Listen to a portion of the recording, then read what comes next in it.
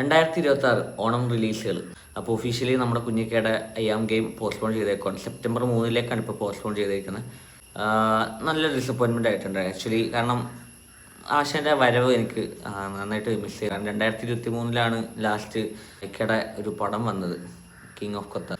അത് നല്ല പ്രശ്നമായ പടമായിരുന്നു. അപ്പോൾ എന്തായാലും ഒരു കംബാക്ക് നമുക്ക് ആവശ്യമുണ്ടോ മലയാളി ഓഡിയൻസ് എന്ന രീതിക്ക്. അപ്പോൾ അത് ഇത്തവണ നമുക്ക് ഓണത്തിന് കിട്ടില്ല. എന്തായാലും സോളോ റിലീസായിട്ടായിരിക്കും ചിലപ്പോൾ സെപ്റ്റംബർ 3 പോകുന്നത്. നോക്കാം എന്തായാലും.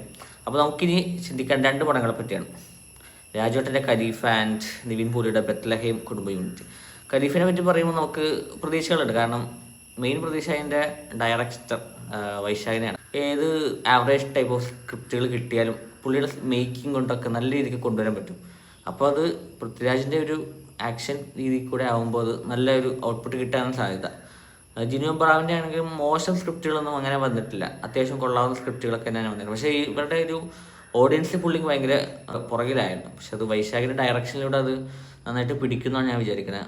ഈവൻ ലാലേട്ടൻ്റെ ഒരു ഗസ്റ്റ് റോൾ എന്തായാലും നമുക്കുണ്ട്. അപ്പോൾ അതിൻ്റെ ഒരു എക്സൈറ്റ്മെൻ്റ് ഉണ്ട്.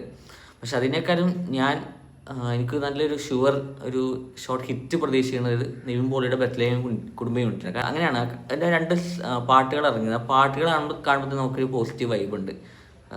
കുറച്ച് ലൈറ്റ് ഹേർട്ടഡ് കോമഡീസൊക്കെ ആ പാട്ടിൽ തന്നെ വരുന്നുണ്ട്. പിന്നെ അമിതാഭ് ബച്ചൻ വന്നു, നമ്മുടെ സുരേഷ് കൃഷ്ണ ചേട്ടൻ വന്നു. നൈസായിരിക്കും. നിവിൻ പോളിയുടെ ഒരു ഏരിയ അറിയാമല്ലോ, തകർത്തിരിക്കും. കാരണം അത് ഓഡിയൻസിന് അത്രയ്ക്ക് ഇഷ്ടപ്പെടുന്നൊരു കൈൻഡ് ഓഫ് ക്യാരക്ടറൈസേഷൻ ആയിരിക്കും ഇത്. അപ്പോൾ എനിക്ക് ആക്ച്വലി കൂടുതൽ പ്രതീക്ഷയുള്ളത് ബെത്ലഹേം കുടുംബ യൂണിറ്റിലാണ്.